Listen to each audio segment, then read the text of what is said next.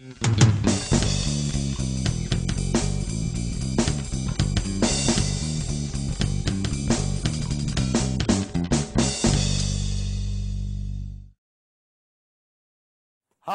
and welcome to Geno'S Picks. Not bad last week. Undefeated, right? And then we played the last 3 games. Okay, 1-3. Not a good week. What are you going to do?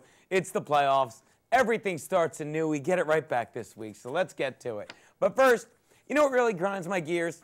I said it a couple weeks ago, and I'll say it again. The Rooney Rule. We all saw it this week with Seattle and the hiring of Pete Carroll and everyone crying, oh, they didn't talk to a black guy. That's basically what they said. Do you see how ridiculous that sounds? And then a day later, after everyone bitches trying to undo slavery from 200 years ago, they're like, oh, actually they offered the job outright to Tony Dungy. You know what I think they should do to prove how ridiculous this rule is? I think the GM of teams should call up a black guy right when there's a job open and be like, hey, do you want to be the president of our team? Yeah, I bet you do, ape, and then hang up and cross off Rooney Rule. Because that's basically what this rule is doing. Yeah, Dungy's a great man. He would have been awesome at that job. But isn't he discredited the minute you bring the Rooney Rule in? The Rooney Rule is a joke. It's racist. I'm disgusted. And let's get to Geno's picks. My first pick, the Saints are giving 7 to the Cardinals in New Orleans. As they once said in the movie Midnight Run, you win, Arizona. You win. You want me to shout it through this fucking airport?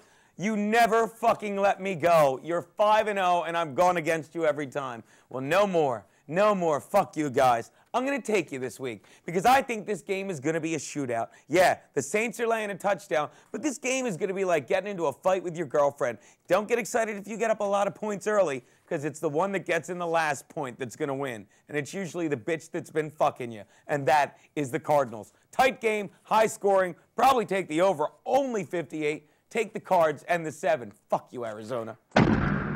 My next pick, the Colts are laying 6.5 to the upstart Ravens in Indy. I think it's called the RCA Dome.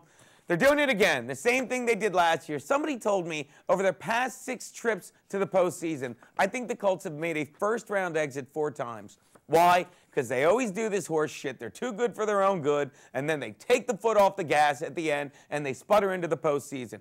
And now you've got to play the upstart Ravens, who beat the shit out of the end of the Patriot dynasty. I think they put an exclamation point on this past Saturday, but the point is, it's over. There's no way you can do it. There's no way you can be so sharp, so well all season, and then the last 2 games throw it down the shitter. It's like when you're banging your wife and all of a sudden the phone rings. One little hiccup, and it takes you forever to get back into your rhythm. The Colts are out of rhythm. The Ravens are disruptive. Take the fucking Ravens and the 6.5 they're getting.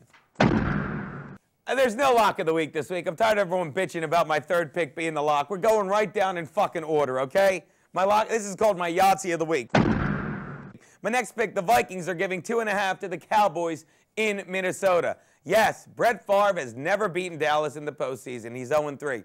Yes, Brett Favre has looked crappy every other week, and this is an odd-numbered week. And yes, Dallas is playing well. But the bottom line is it's a home game for Minnesota. They're only laying 2.5, and that half point is going to be big. You know, it's like the first time you tried to show it to your old lady. That half an inch really goes a long way. The joke sucks. The pick might be better. Take the Vikings, lay the 2.5.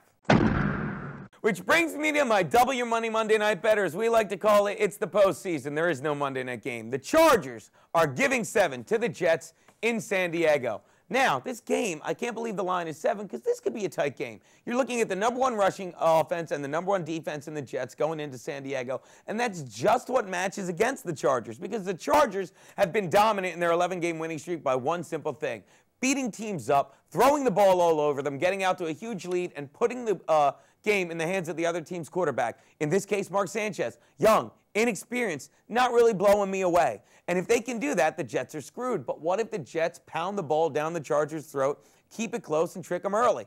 Well, then it's a crapshoot. But I think the Chargers are strong enough and smart enough to pull this one out. Face it, for the Jets, this game is like going to be getting raped. The longer the other guy controls his balls, the harder he's going to make it for you to run. And if you don't run away, he's going to blow it all over you. People, I like the Chargers. They're my boys. Lay the 7. Those are Geno's picks.